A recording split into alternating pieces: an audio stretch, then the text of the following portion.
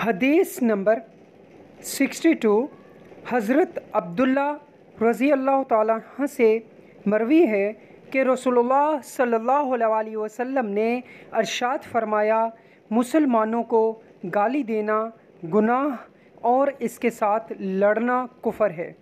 हम लोगों को सबको इस हदीस मुबारका पर आका अलैहिस्सलातु वस्सलाम के फ़रमान पर अमल करते हुए किसी भी मुसलमान को गाली देकर उसकी दिल आज़ारी नहीं करनी चाहिए, क्योंकि आका अलैहिस्सलातु वस्सलाम से जो मोहब्बत रखते हैं वो हुज़ूर के फ़रमान पर भी अमल करने की कोशिश करते हैं।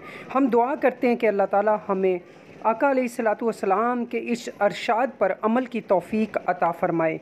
आमीन। अल्लाह ताला आप सबको सेहत दे। आमीन।